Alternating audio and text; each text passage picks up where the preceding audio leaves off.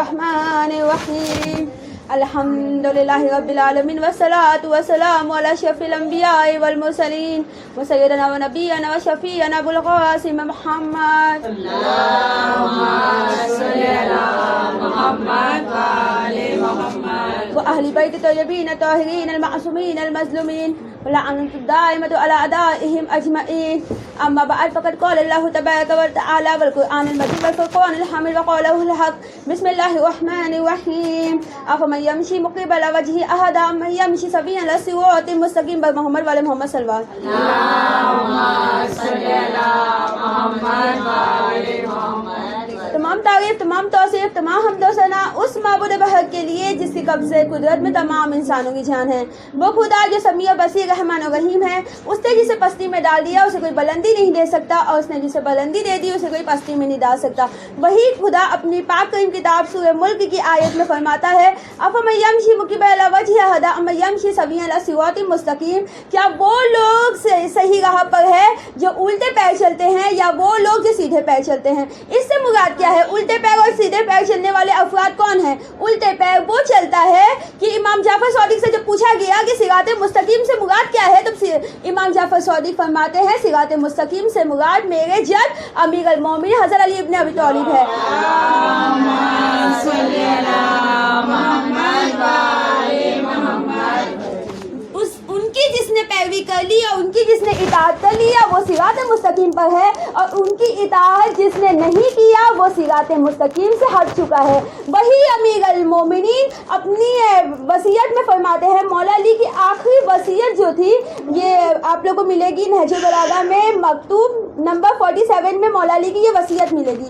اس میں مولا علی فرماتے ہیں کہ یاد رکھو کہ میرے بات صرف اور صرف بنی ہاشم سے نہیں کہتے ہیں بلکہ ہر ایک انسان سے کہتے ہیں کہ جہاں جہاں تک پیغام پہنچ جائے وہ یہ یاد رکھیے کہ یاد رکھو تقوی الہی اختیار کرو، کہ تقوی الہی یعنی واجبات کی ادائیگی کرو اور حرام سے پرہیز کرو. اگر تم نے تقوی الہی اختیار کیا، کیوں مولا علی نے اپنی وصیت میں سب سے پہلے تقوی کو کیوں معیار بنایا؟ اس لیے کیونکہ وہ انسان خود خدا فرماتا ہے کہ نسل امپورٹنٹ نہیں ہے، نسل ضروری نہیں ہے، بلکہ تقوی الہی ہونا ضروری ہے. سب سے زیادہ تقوی اگر انسان کے اندر تقوی ہے، اگر وہ واجبات کی ادائیگی کرتا ہے، حرام سے پرہیز کرتا ہے، تو اس کی زندگی میں کوئی بھی مشکلات نہیں آ سکتی. اگر آئے گی تو وہ دھیرے دھیرے چلی جاتی ہے. اور پھر اس کے بعد مولا علی اس کی بات کیا فرماتے ہیں؟ یاد رکھو کہ دنیا جتنا بھی دنیا تمہارے پاس آنے کی کوشش کرے مگر تم دنیا کے پیچھے نہیں جانا. کہ آج یہ جو ایسو آسائش کی جو دنیا ہے یہ ہمارے پاس آ گئی ہے، یہ دولت ہے، یہ ثروت ہے، یہ کیا ہے؟ آج کے لیے ہے، مگر یہ قیام مرنے کے بعد یہ ختم ہو جائے گی. اور یہ دنیا ہمارے پاس آ گئی ہے تو ہمیں نہیں چاہیے، ہم اگر علی والے بنتے ہیں تو ہمیں دنیا کو پرہیز کرنا ہے. ایسا نہیں ہے کہ ہمیں دولت کمائے، ہمیں اگر ہم دولت نہیں کمائیں گے تو خدا کیوں فرما رہا ہے کہ زکوٰۃ کا حکم خدا اس لیے دیتا ہے اگر ہم دولت کمائیں گے تبھی جا کے ہم زکوٰۃ ادا کریں گے. اگر ہمارے پاس اتنا ہوگا تبھی ہم لوگوں کی مدد کر سکیں گے. اس لیے مولا فرماتے ہیں کہ دنیا میں مت گھسو. مولا علی فرماتے پھر آگے مولا علی فرماتے ہیں کہ یاد رکھو آخرت کی تیاری کرو. کیوں مولا علی فرماتے؟ پہلے مولا علی فرماتے ہیں کہ دنیا کو تمہارے پاس نہیں آنے دو، پھر کہتے ہیں کہ آخرت کی تیاری کرو. اس لیے آخرت کی تیاری کرو تاکہ جب بھی تمہارے پاس ایسو آسائش کی دنیا جب بھی تمہارے پاس آئے تب تمہیں یاد رہے کہ کس کے پاس تمہیں جانا ہے. یہ دنیا صرف کچھ لمحے کے لیے ہے، اس کے بعد جو ہے آخرت ہے. اس لیے کہ امام کاظم فرماتے ہیں کہ اپنے دین کو کرائے کا دین مت رکھو، کہ ایسا دین نہ ہو جو کرائے کا ہو. جیسے کہ ابھی رمضان کا مہینہ چل رہا ہے تو ہم ابھی بہت عبادت کریں گے خدا کی اور بہت زیادہ حجاب کریں گے، پھر اس کے بعد جیسے ہی رمضان کا مہینہ ختم ہوا ویسے ہی ہماری عبادات جو ہے وہ ختم ہو جائے گی. کیوں؟ یہ کرائے کا دین ہم نے کس کو کرائے کا دین سمجھ رکھا ہے؟ اسلام کرائے کا دین نہیں ہے. امام کاظم اس لیے فرماتے ہیں کہ اپنے دین کو کرائے کا دین نہیں سمجھو. مطلب اگر کسی کے یہاں شادی ہو گئی تو ہم اپنے حجاب کو بھول جاتے ہیں، اگر کسی کے یہاں کچھ ہوتا ہے تو ہم گانا فساد یہ سب چیزوں میں لگ جاتے ہیں، مگر یہ علی والوں کی صفات نہیں ہے. علی والے جو ہوتے ہیں مولا کی وصیت پہ جس نے عمل نہیں کیا وہ علی والا نہیں ہے. اور مولا علی خود فرماتے ہیں کہ یاد رکھو آخرت کے لیے تیاری کرو. اور پھر مولا علی فرماتے ہیں کہ حق بات بولو، اور حق بات بولو، حق کا ساتھ دو. آج کل کیا ہو گیا ہے کہ باطل اتنا زیادہ عروج پر ہے کہ ہم حق کا ساتھ دینے والے لوگ بھی وہ باطل کا ساتھ دینے لگتے ہیں. کبھی ہم خاموش ہو جاتے، ڈر جاتے ہیں کہ ہم हक का साथ नहीं देते, जबकि मौला अली के लिए रसूल खुदा ने क्या फरमाया, अली मा अल हक को बल हक को मा अल अली, अली हक के साथ है, हक अली के साथ है। अगर जो आज के ज़माने में हक का साथ देगा वो अली का साथ देगा, और जिसने हक का साथ नहीं दिया वो मौला के खिलाफ है। फिर मौला अली फरमाते हैं, याद रखो जालिम का साथ नहीं दो और मजलूम की पैरवी करो। आज के ज़माने में चाहे वो कितना भी बड़ा जालिम क्यों ना हो और चाहे उसके पास कितनी भी दौलत हो, मगर हमें उससे डरना नहीं चाहिए। आज अगर किसी के पास ज़्यादा दौलत हो सरवत, इसका मतलब ये नहीं है कि हम उससे डर जाए, हमें मजलूम का साथ देना है। अगर आज कहीं भी, चाहे वो हमारा कोई दोस्त ही क्यों ना हो, चाहे वो हमारा कोई बड़ा रिश्तेदार ही क्यों ना हो, अगर वो किसी पर भी जुल्म कर रहा है तो हमें चाहिए कि हमें उस जुल्म के खिलाफ बोलना है, क्योंकि अली वाला वो होता है जो जुल्म के खिलाफ बोलता है। और फिर आगे मौला अली फरमाते हैं कि अपने कराबतदारों से ताल्लुक़ रखो, कि जो भी हमारे रिश्तेदार हैं उनसे हमें ताल्लुक़ रखना चाहिए। भाई मोहम्मद वाले मोहम्मद सल्लल्लाहु अलैहि वसल्लम।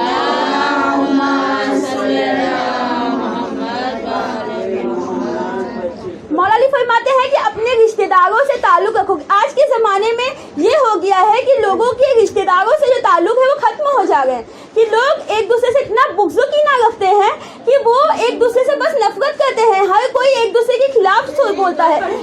जबकि मौला अली का फरमान है कि कभी भी इंसान की बुराई नहीं, उसकी अच्छाइयाँ याद करो कि उसने तुमसे कौन सी अच्छाई की थी। इसलिए हमें चाहिए कि अपने कराबतदारों से हमें मोहब्बत रखना चाहिए, अपने कराबतदारों से कटा ताल्लुक़ नहीं रखना चाहिए। फिर उसके बाद मौला अली फरमाते हैं, आगे मौला अली फरमाते हैं कि याद रखो कुरान पे अमल करो। ज़रूरी नहीं है, अभी माह रमज़ान का महीना चल रहा है तो इसका मतलब ये नहीं है कि हम माह रमज़ान के महीने में ही खुदा की तिलावत करेंगे और फिर उसके बाद जब माह रमज़ान ख़त्म होगा फिर हम उस किताब को बंद कर देंगे। हमें उसे पढ़ना भी है और उस पर अमल भी करना है। असल में मौला अली का चाहने वाला वही है, क्योंकि ना रसूल खुदा ने फरमाया था, मैं तो तुम्हारे दरमियान दो गिरा करके चीज़ें छोड़े जाओ, एक किताब खुदा, एक मेरे अहले बैत। अगर दोनों से मुतमस्सिक होगे तो कभी गुमराह नहीं होगे, और अगर किसी एक को भी हमने छोड़ दिया तो हम गुमराह हो जाएंगे। तो इसलिए हमें चाहिए कि हमें अहले बैत की बातों पे अमल करना है और किताब खुदा की पैरवी करना है, हमें कुरान पे अमल करना है। फिर उसके बाद मौला अली फरमाते हैं कि भाई मोहम्मद वाले मोहम्मद सल्लल्लाहु अलैहि वसल्लम।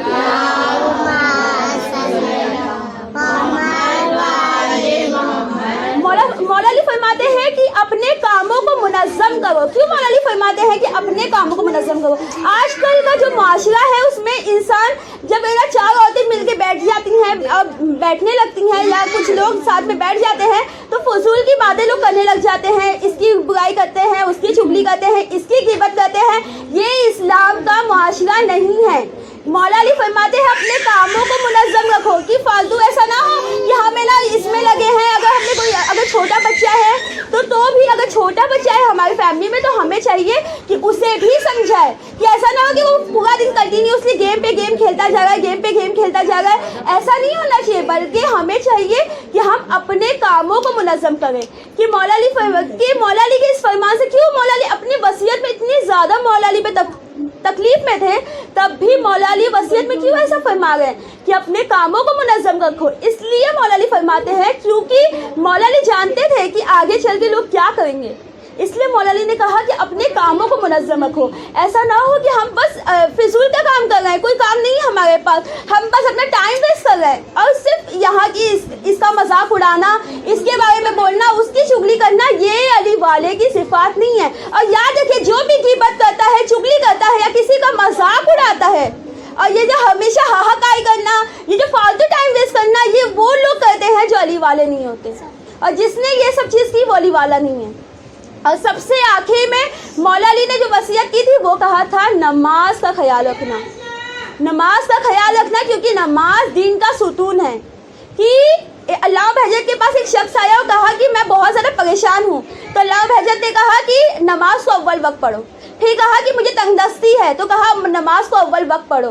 कि याद रखिएगा, जो भी नमाज को अव्वल वक्त पढ़ता है उसकी ज़िंदगी में हर काम अव्वल वक्त होता है।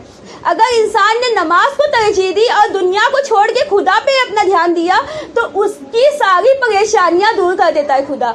इसलिए हमें चाहिए कि नमाज का ख्याल रखना है, क्योंकि मौला अली ने फरमाया था, याद रखो नमाज का ख्याल रखो। अली वाला वो होता है जो नमाज की पाबंदी करता है, और जो नमाज को छोड़ दे वो अली वाला नहीं है। अब फिर उसके बाद मौला अली ने फरमाया था कि याद रखो यतीमों के बारे में खुदा से डरो, कि आज के माशरा ऐसा हो गया है कि वो बच्चा जो यतीम है हम उस पर ध्यान नहीं देते, वो बच्चा जो यतीम है उसके बारे में हमें कोई फिक्र नहीं है उसकी कि वो किस हाल में है। मगर मौला अली फरमाते हैं याद रखो अब यतीमों का ख्याल रखो, क्योंकि उसके पास जो यतीम होता है उसके पास कुछ नहीं होता, ना माँ होती है ना बाप होता है, इसलिए हमारा फ़र्ज़ है कि उसकी वो बच्चा जो है उसकी मदद करे। और फिर मौला अली फरमाते हैं याद रखो हमसाइयों का साथ दो, हमसाइयों का ख्याल रखो, इसलिए ऐसा ना हो कि हमारे हमसाइयों में कोई भूखा है और हम खा रहे हैं, इसलिए हमें अपने हमसायों का भी ख्याल रखना चाहिए। और सबसे आखिर में मौला अली फरमाते हैं मोहम्मद वाले मोहम्मद फरमाते हैं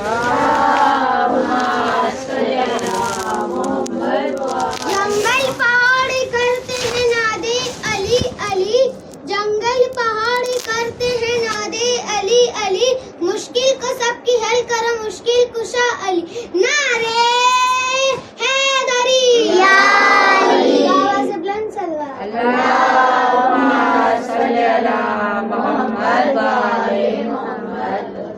मौला अली उसके आखिर में एक अल्फाज कहते हैं और कहते हैं याद रखना जिसने मुझे मारा उससे इंतकाम इस तरह नहीं लेना कि अगर एक इंसान ने मारा है तो एक इंसान को ही मारना। ये मौला अली की अदालत थी। कोई भी ऐसा हाकिम नहीं होगा जिसे उसकी अदालत की वजह से शहीद किया गया हो, कोई भी ऐसा हाकिम नहीं होगा जिसे उसकी अदालत की वजह से तकलीफ़ दी गई हो। लोगों को क्यों करबला में जब कोई इमाम हुसैन ने पूछा था लोगों से, जनाब ज़ैनब ने पूछा था, अगोज़े आशूर मौला हुसैन ने पूछा था कि क्या मैं तुम्हारा अच्छा इमाम नहीं था, तब लोगों ने कहा था कि हमें आपके बाबा अली का बदला आपसे लेना है। क्यों मौला अली से इतना लोगों को बुग़्ज़ कीना था? इसलिए क्योंकि मौला अली की अदालत इस तरह थी। फिर मौला अली ने फरमाया अपनी आखिरी वसीयत में कि मेरे कातिल ने मुझे एक ज़र्ब मारी थी, याद रखो तुम भी उसे एक ही ज़र्ब मारना। मौला अली की ज़ात ऐसी ज़ात थी कि अगर हम चाहें तो भी नहीं बयान कर सकते। मौला अली के जितने फ़ज़ाइल हैं उससे ज़्यादा उनके मसाइब हैं। मौला हुसैन साबिर थे। मौला हुसैन ने अपने बेटे के जिगर से मौला हुसैन ने खंजर तक निकाला। मौला हुसैन ने अपने 6 माह के बच्चे को कुर्बान किया, मगर तब भी मौला हुसैन को साबिर का लक़ब नहीं दिया गया। क्यों? तमाम अइम्मा में आप जहाँ भी देख लीजिए सिर्फ़ और सिर्फ साबिर का लक़ब अगर किसी को मिला है, सारे अइम्मा ने साबिर का लक़ब सिर्फ एक ही ज़ात को दिया है, मौला अली। क्यों ना मौला अली को साबिर का लक़ब दिया जाए कि हाँ वो अली जिसके सामने मौला अली ने किस तरह बर्दाश्त किया। आप सोचिए, तसव्वुर करिए कि वो अली जिसके सामने उसकी ही ज़ौजा को झुटलाया जाए। हाँ बाबा साहब, वो अली जिसके सामने उसकी ही ज़ौजा को तमाचे मारा जाए, कि वो अली जो खैबर उखाड़ने वाला हो, कि रसूल खुदा ने कहा था या अली आपको सब्र करना है। मौला अली ने सब्र, इसलिए मौला रसूल खुदा की बातों पर अमल करके सब्र किया था कि मौला अली ने किस तरह से बर्दाश्त किया होगा कि जब ज़हरा के पहलू पर दरवाज़ा किया था तब मौला अली ने किस तरह से सब्र किया होगा। क्यों मौला अली को साबिर ना कहा जाए? हाँ बाबे अज़म, मौला अली का सब्र इतना नहीं था, जबकि मौला अली सिर्फ इतना कहते थे कि ऐ ज़हरा, जनाब ज़हरा दिया कहती है ऐ अबुल हसन कि मुझे कोई सलाम नहीं करता है। कहती थी ऐ अबुल हसन मुझे कोई सलाम नहीं करता है। मौला अली कहते थे ऐ ज़हरा तुम्हें कोई सलाम नहीं करता है, मैं जब सलाम करता हूँ तो कोई जवाब नहीं देता ज़हरा। हाँ बाबे अज़म, जो कायनात का अमीर हो उसके सलाम का कोई जवाब ना दे। हाँ बाबे अज़म, इतना बुग़्ज़ था लोगों को अली से। हाँ बाबे अज़म, 19 की शाम मौला अली ने किस तरह कश्मकश में गुजारी। जब वो रात भी थी, वो मौला आसमान पे देख रहे हैं, जनाब उम्मे कुलसूम ने, जनाब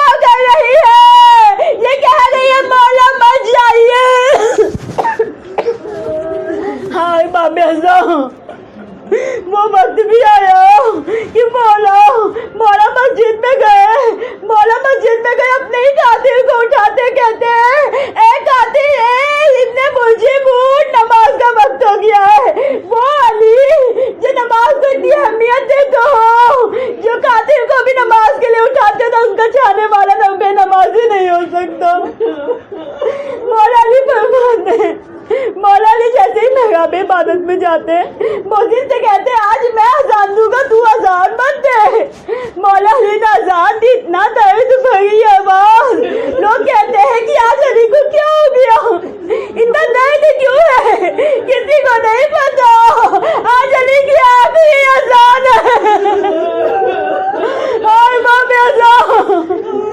مولا جیسے ہی محراب عبادت میں آئے کہ وہ پہلی رکعت ختم نہ ہوئی تھی کہ اتنے مجھے امکان کی تلوار چلی کہ وہ تو گلے پہ مارنا چاہتا تھا مگر خنجر سر پہ لگا. مولا کا سر زخمی ہوا. مولا علی نے ندا دی پشتوں میں رب بابا آج علی کامیاب ہو گیا. ہر بابے اعظم مولا علی کو جب پتہ چلا سب کو کہ مولا علی کو ضرب لگی، مولا علی نے کہا ہے بیٹا حسن نماز کو تمام کرو. مولا علی نے کہا مجھے گھر لے چلو. اصحاب پیچھے پیچھے آئے. مولا نے کہا تم لوگ پیچھے مت آؤ، میری بیٹیوں کو پتہ چل چکا ہوگا، میری بیٹی علی کی بیٹی آ رہی ہوگی. علی اپنی بیٹیوں کی چادر کرتا گیا اور اسے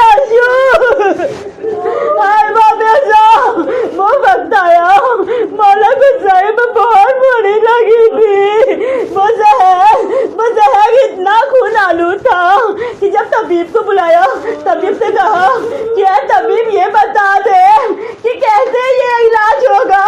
طبیب نے کہا کہ اس کا کوئی علاج تو نہیں کیونکہ یہ زہر اتنا خطرناک ہے، یہ زہر اتنا خطرناک ہے کہ یہ تو شیر خدا تھے. اگر یہ زہر پورے کوفہ کو پلایا جاتا تو پورا کوفہ مر جاتا. ہر بابے اعظم یہ طبیب نے کہا کہ ایک علاج اس کا ہے کہ دودھ پلایا جائے، دودھ پلانے سے کچھ دن تاخیر رہے گی. ہر بابے اعظم کہ وہ دودھ جب کہا گیا کہ دودھ پلانے جائے، دودھ پلایا جائے تو وہ بچے امام حسن نے دیکھا کہ چھوٹے چھوٹے کوفے کے بچے